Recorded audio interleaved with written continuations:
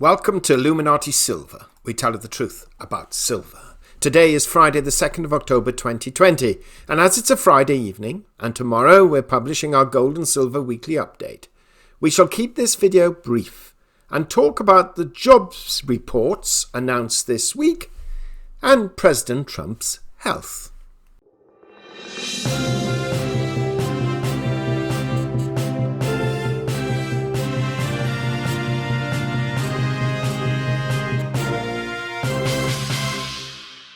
Now, before we talk about the week's jobs reports, yesterday we published a video entitled Gold and Silver Rise Prior to Jobs Reports, where gold stood at $1,898 and we forecast it would head and touch $1,900 and not only reach it, perhaps surpass it, and silver stood at $23.74 with, to use our actual quote, $24 firmly in its sights.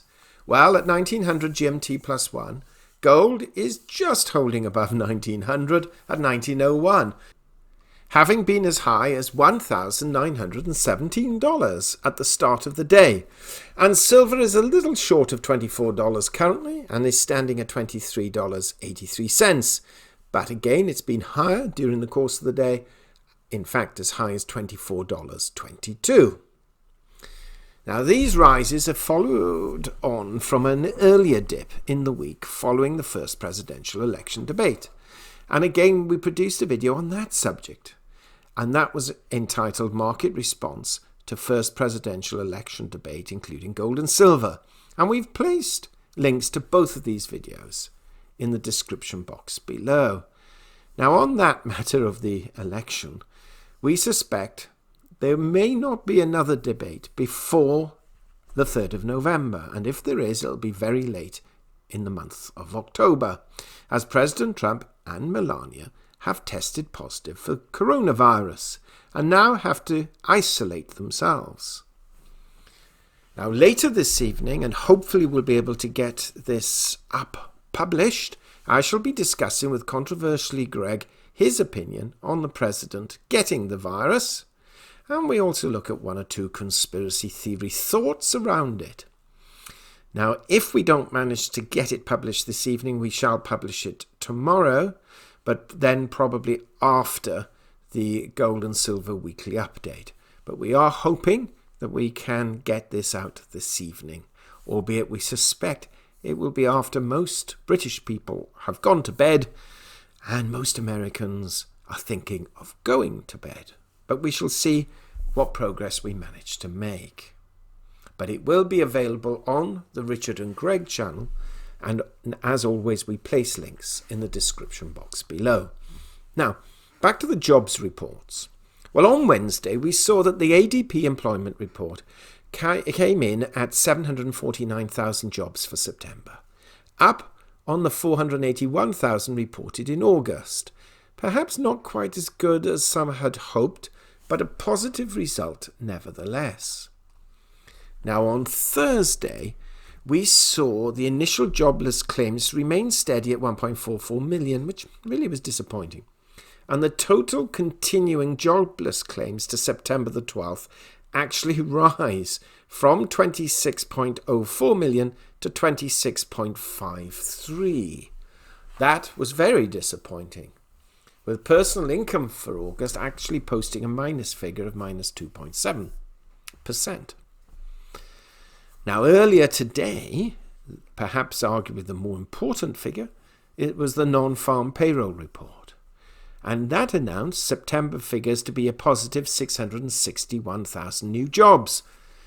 But this compares with just shy of 1.5 million new jobs in August, and expectations of 800,000 for September. So we had the result of 661,000 against an expectation of 800,000. Average hourly earnings were 0.1% compared with August figures of 0.3% and expectations of 0.2%. So again, positive but disappointing. Now, the dollar strengthened slightly on the news and is currently up 0.11 at 93.82. And we shall give more of an analysis of this in our weekly update published tomorrow. Nevertheless, we can see that whilst disappointing reports should suggest more stimulus en route, a weaker dollar and higher precious metal prices, we have seen this broadly throughout the week in terms of higher precious metal prices, but certainly not enough to impress.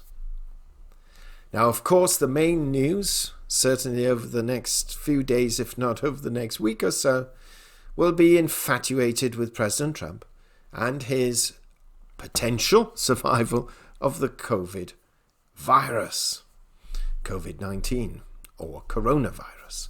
With over 34.6 million infections worldwide and 1.03 million deaths, and the US still reporting over 40,000 cases a day and over 900 deaths a day, this is an issue that's not going away anytime soon. Now, we read quite an interesting commentary today on a site entitled poundsterlinglife.com as one of the factors we take into account when we make our assessments on precious metals is the interrelationship of the basket of currencies against which the US dollar is compared. And in view of where we live and the dominance that it has, the three main currencies that we look at are, of course, the US dollar, the euro, and the pound sterling. Now, this is what the site said under the heading, US dollar rises on news Trump has contracted COVID-19. Not sure whether that's a good headline or a bad one for President Trump. Just read a small excerpt, not too much, from this site. Quote, "The dollar rose against most of its peers and global stock markets fell after President Donald Trump said he and his wife have tested positive for the coronavirus, opening a potential Pandora's box of uncertainty for investors barely more than a month out from the November the 3rd election. President Trump and his wife are isolating inside the White House after testing positive for the disease, following close contact with an aide who was confirmed on Thursday to have also been carrying the virus. Investors reacted by selling stocks, commodities, and emerging market assets, while traditional safe haven assets such as the dollar, yen, and franc found a bid. Meanwhile, sterling outperformed all major currencies on developments concerning Brexit, confirming the UK currency's current idiosyncratic tendencies. It remains to be seen whether the recent news flow regarding the health situation of President Donald Trump could fuel foreign exchange volatility and boost the US dollar and the Japanese yen on a sustained basis. Indeed, the latest developments may reduce visibility ahead of the US election and force investors to remain in a holding pattern, said Valentin Marinov, head of G10 foreign exchange strategy at Crédit Agricole. To say this could potentially be a big deal is an understatement, says Michael Avery, a strategist at Rabobank. One cannot help but note that Trump is very much in the age and weight category that place him in the higher risk groups, health-wise, and the market and public talk will now be of little else. There will be some wild conspiracy theories bandied around. In fact, Greg and I will be discussing these tonight, and a lot of conjecture over how this impacts on the election. Ultimately, it means uncertainty and volatility. Accordingly, markets are initially reacting with flows into safe havens, but this will be a volatile session. Does the dollar benefit from this or not? Asks Richard Perry, analyst at Hantec Markets. Both are believed to be in good health and with a medical team on standby, although the disease has struck barely more than a month out from the November 3rd election, which was already establishing itself as an increasing source of uncertainty and burden upon risk appetite. A memorandum from the 74-year-old's physician, Dr. Sean Conley, suggested he'll continue with his duties from isolation at the White House.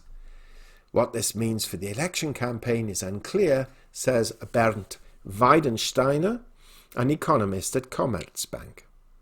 It should be another challenging day for cyclical currencies, says Chris Turner, Global Head of Markets and Regional Head of Research at ING. DXY to grind higher towards the 94 level. Dollars were sold against the euro Friday, leading the dollar index to pare back an earlier gain, although the greenback remained higher against all other major currencies, including the pound sterling. S&P 500 futures were quoted more than minus 1.5% lower, while the 10-year bond yield was down 2 basis points at 0.659%. It seems that the knee-jerk reaction was first to sell the US dollar a little instead, at least until markets can work out exactly how this potentially plays out. Stock futures are certainly going down at time of writing, however. Risk is off there, Rabobank's Avery says. Apart from infections, the focus today is going to be very much on employment, both job retentions and job creations. The dollar had strengthened previously owing to weakness in the pound, euro and other currencies, although it was pairing gains early in the Friday session that will undoubtedly be dominated by contemplation of the president's health and what might become of the November US election. We would argue that another source of angst in the markets this morning is the possible threat to the election itself, says Derek Harpenny, Head of Research, Global Markets, EMEA, and International Securities at MUFG. Trump debated with Biden for 90 minutes, admittedly at a distance, but if Biden was to become infected, Trump and others could well push for a delay to the election. Both camps would have been together for a period of time that certainly raises the risk of Biden himself or his team becoming infected. A delay to the election is still a small risk, of course, but an added risk that didn't exist prior. The House of Representatives passed a larger stimulus bill than the White House has been willing to sign up for, and so optimism among analysts about its prospect of clearing the Senate is low.